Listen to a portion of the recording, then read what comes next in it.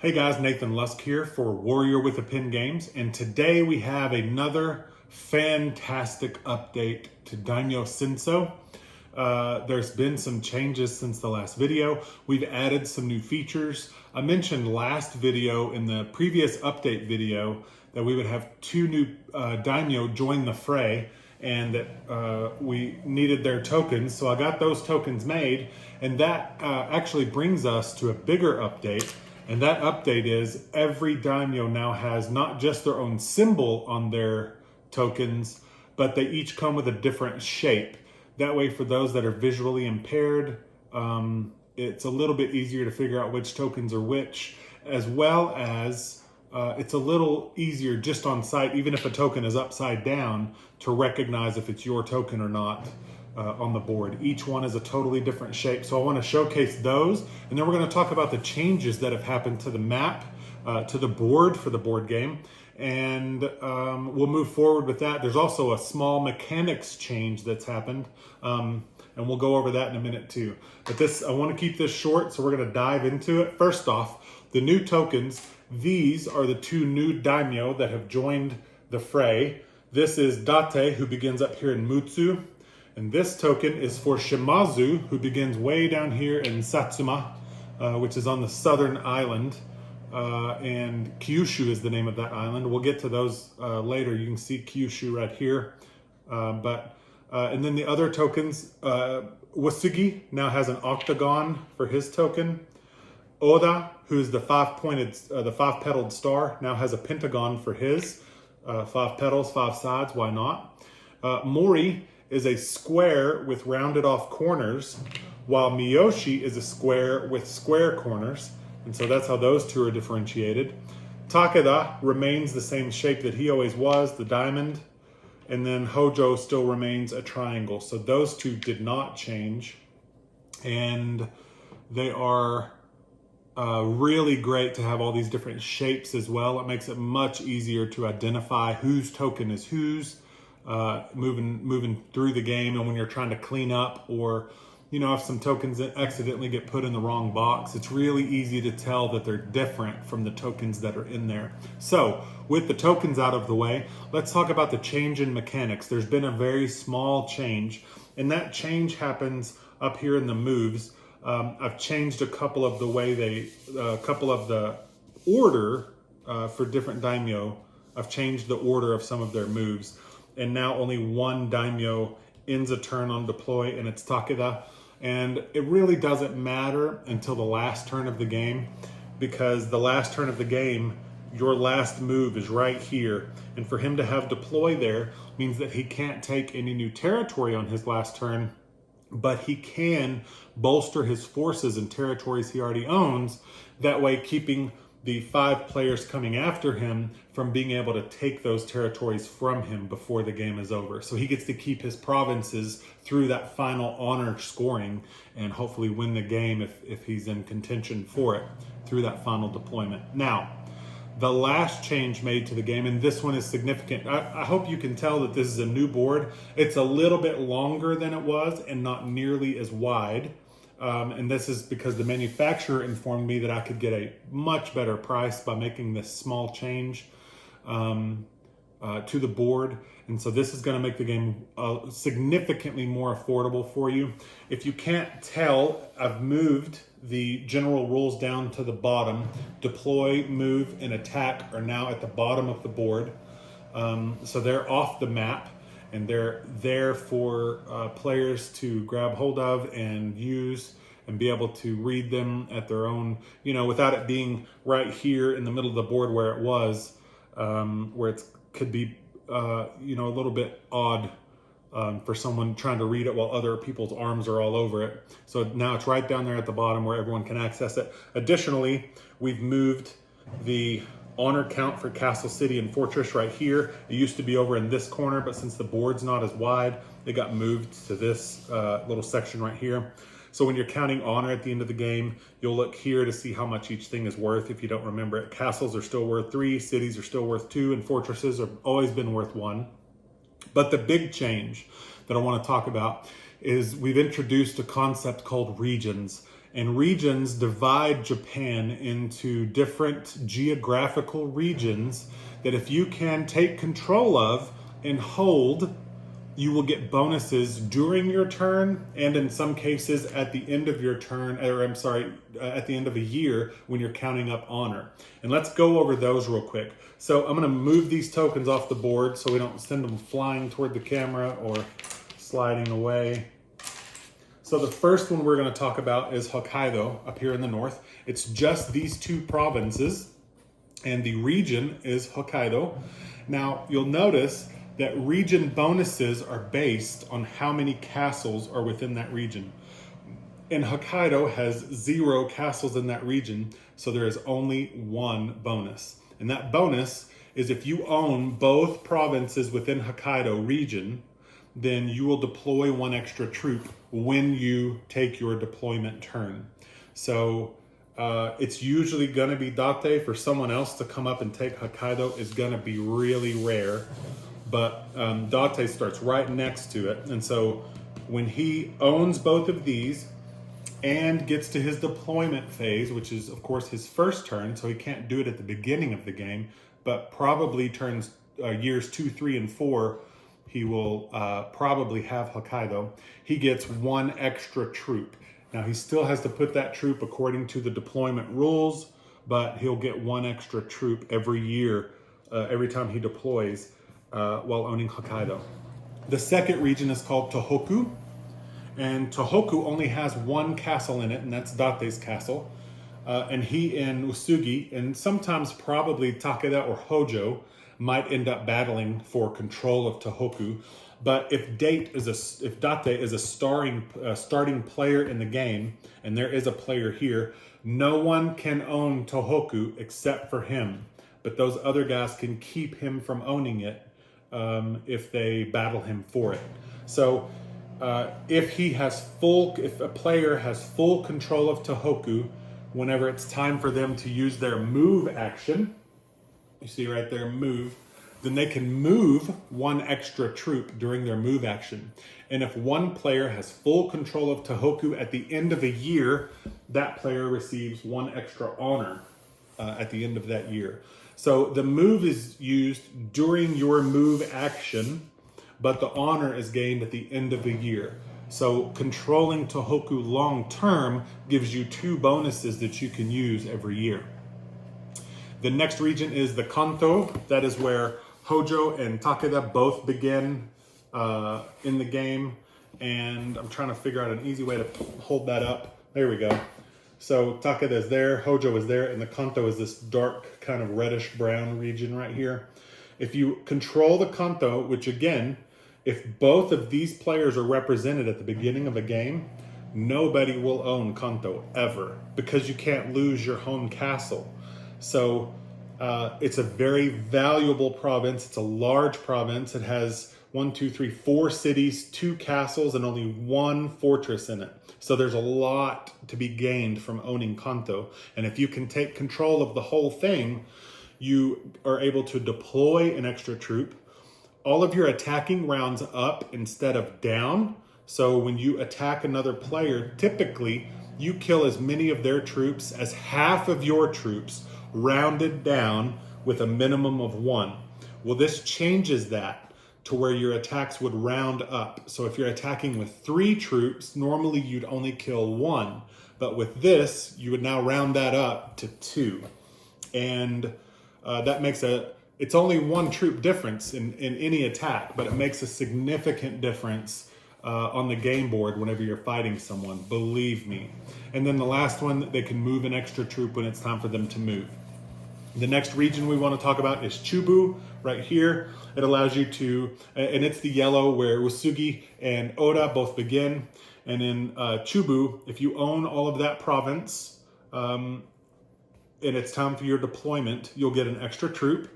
If you own all of that province while you're attacking, your attacking rounds up. And if you own that whole province, if you control it at the end of a year, you'll gain +1 honor.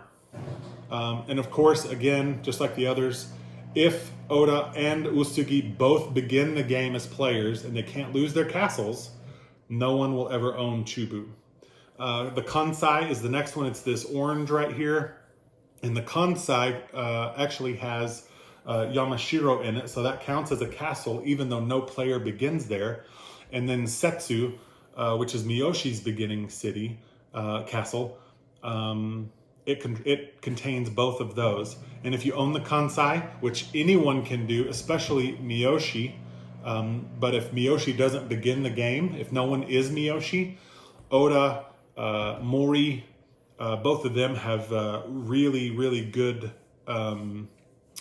geography for getting in there and trying to control the Kansai. And a lot of people like to fight over Yamashiro because even in an 8-player game, it is the one extra castle on the board that you can own.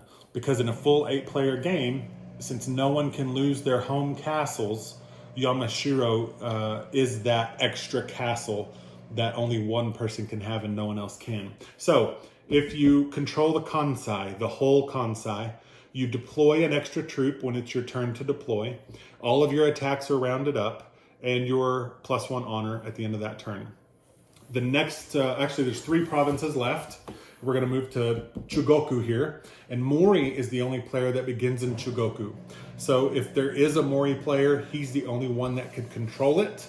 If there is no Mori player, then anyone can control Chugoku because they can take Mori's castle if he's not a beginning player, and then take the rest of them.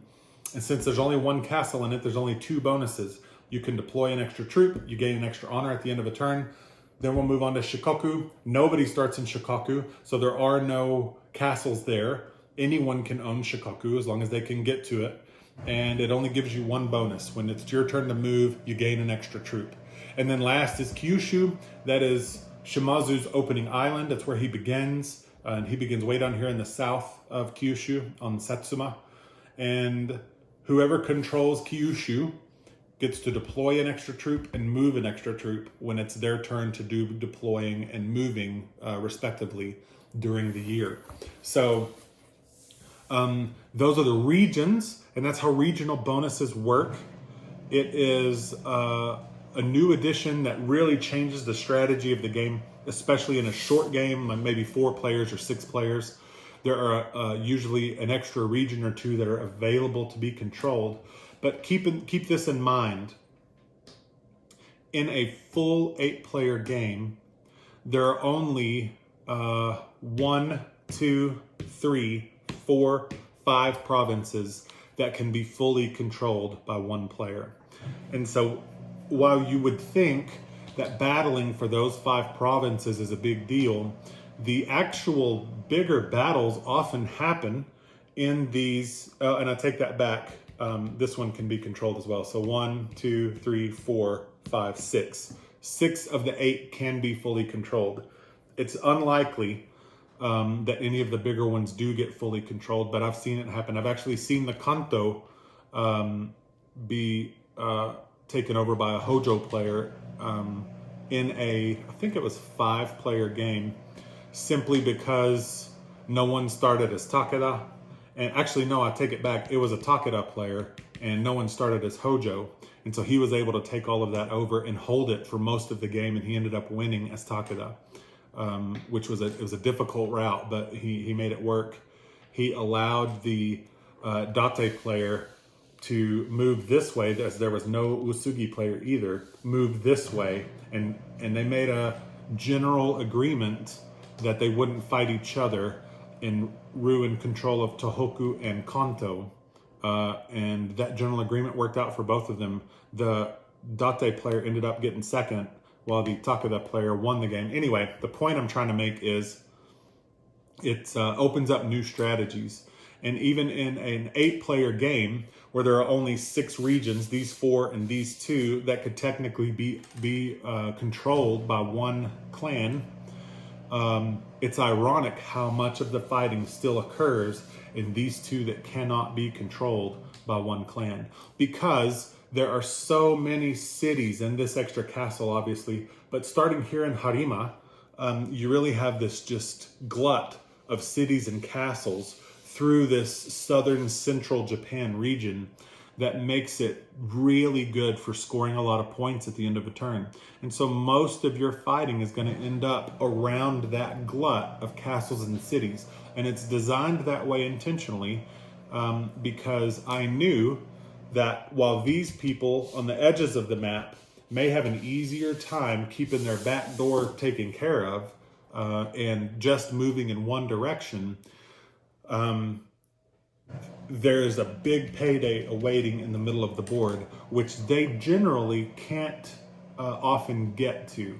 So the offset of them being able to control regions is that the people in the middle get to control a lot of cities and castles very close together where it's easy to move their troops in and around them. So it keeps the balance of the game, adding these regions. I've played, I don't know how many of these games, and I think at this point I've seen every single daimyo win at least once. I saw Oda win a 4-player game. I've watched Shimazu win a 5-player game. Takeda won a 5-player game. Date and Usugi have had their share of wins. Miyoshi has won at least once. It's just been, everybody has won this game. And it's a combination of some ad hoc alliances made at the table, as well as just good strategy from the players who are playing those daimyo. Another thing we're going to talk about moving forward, and this will be in addition to the rules, if you want to play with less than 8, obviously the game plays best with 8, but to minimize the, let's say, openness of the board as the game shrinks in players. So let's say a 5-player game. I believe I'm going to start cutting off parts of the board so that players cannot be in certain areas in a smaller than 8-player game. So for instance, one of the ones that I'm thinking about is cutting off Hokkaido for starters if it's less than 8 players, because it honestly is free territory for Date. It keeps him from being involved in these until he feels strong enough to do it, and it's not really fair sometimes to some of these other southern players who are battling each other from the very beginning, depending on who is chosen. So if you eliminate Hokkaido and you possibly eliminate Kyushu, that eliminates Shimazu as a contender in this whole thing and makes those 5 players compete with just 7 available starting spots, and Date not having this free reign up here while everyone else has to fight each other. So some other changes in a 4-player game, it's actually pretty realistic to limit those 4 players to the central powers of Japan, the 5 central powers. And so you could actually eliminate the Shikoku, Kyushu, and the region of Chugoku, and get rid of Hokkaido and Tohoku. And so that their playable game is only in these 3 regions, and their playable daimyo are only these 5: Usugi, Takeda, Hojo, Oda, and Miyoshi. And those were the 5, they were definitely 5 of the preeminent powerhouses at the time. And so limiting the battle to them makes it a very compact, difficult way to do battle, and makes the game very tense, very small, very strategy heavy, and very difficult to make headway. Plus, the odds that Oda is going to let Miyoshi control all of Kansai, or that Usugi would allow him to control all of Kansai when he can just skip across the top there and get over there, are very slim. So it's very difficult for anyone to make a real iron footprint that no one else can destroy. And so it's a really, really roundabout battle. And so limiting them to just these 5 daimyo and just those 3 regions makes it very tense. It makes for a better game if you only have 4 players.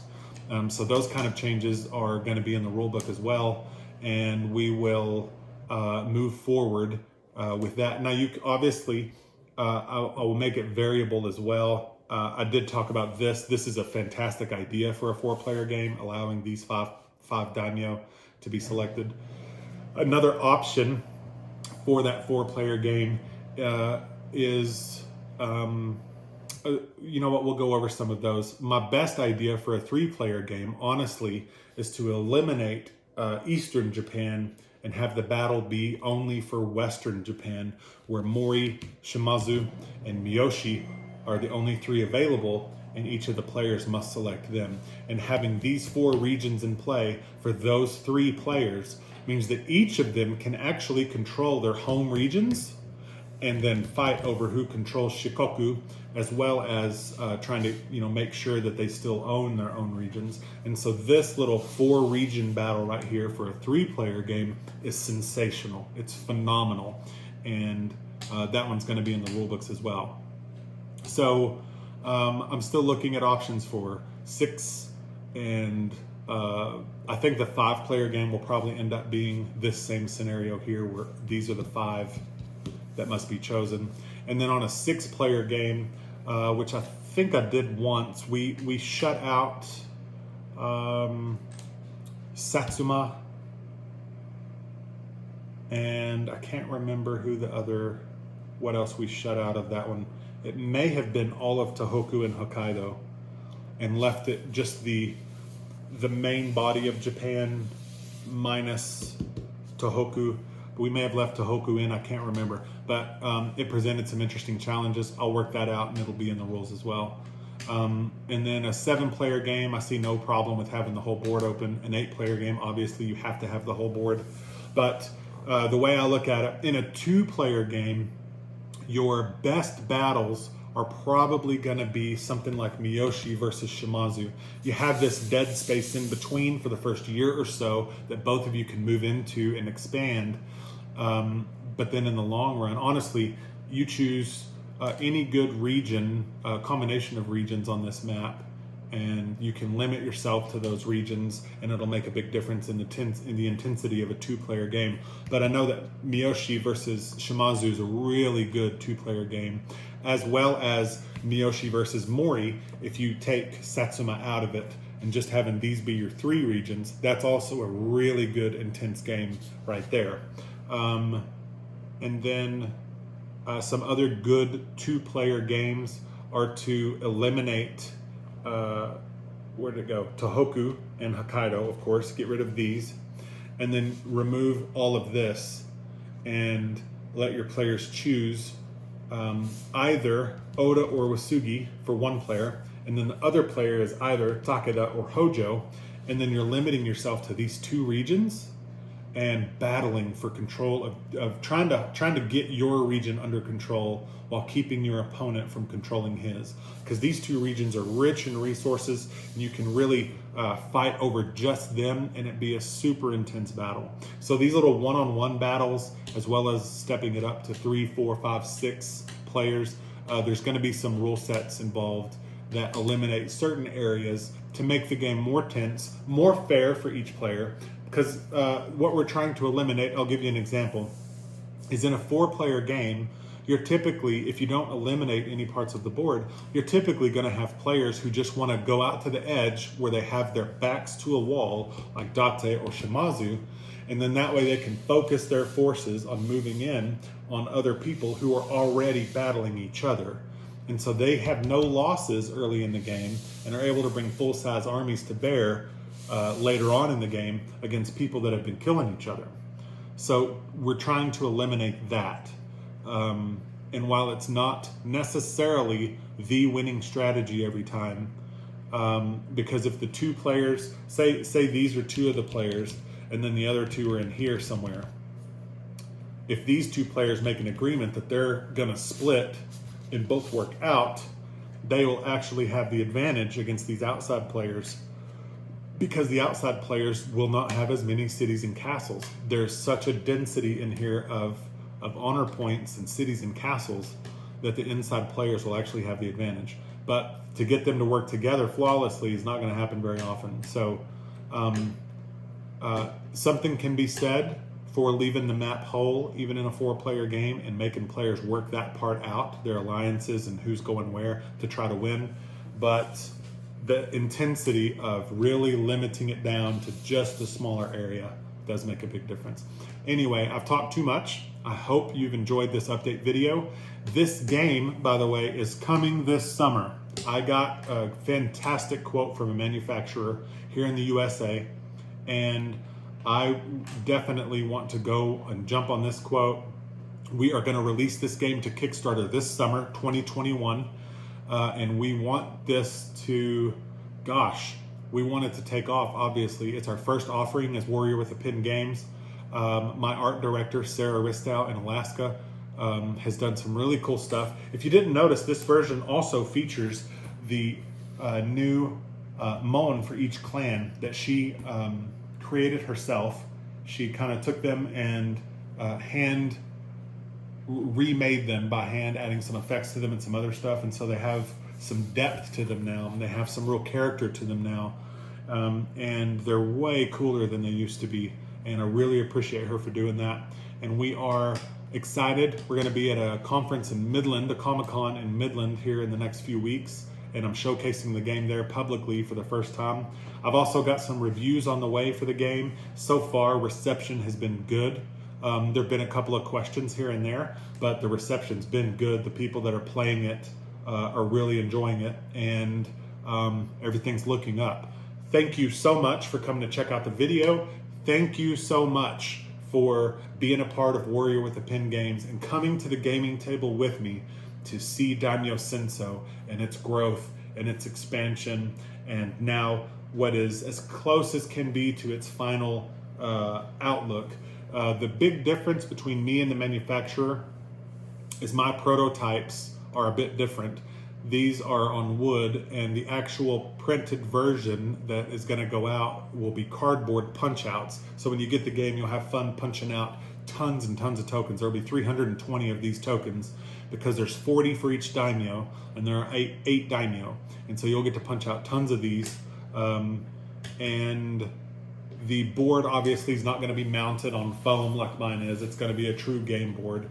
But as far as the way everything looks and the way it feels, most of that's going to be really familiar. One last change that we made, thanks to Sarah in Alaska, I added a few more little graphics to each of the daimyo's cards. They still have the same general look on the back where it's their general card for the generals that they control during the game. But the fronts of the cards are no longer so boring. Take Takuda's, for instance. They now have the clan symbol in the background, as well as a logo associated with that clan on the card. This is the mountain logo. It's also on his big card that tells you what your turn order is. And all of those changes have made a cool difference in the game, and it made it a lot more fun. So it's definitely shaped up, it's finished, and we are excited to move forward, and we appreciate you so much. Thank you for coming to the gaming table. I hope you have a great time playing games, and we'll see you again soon. Thank you.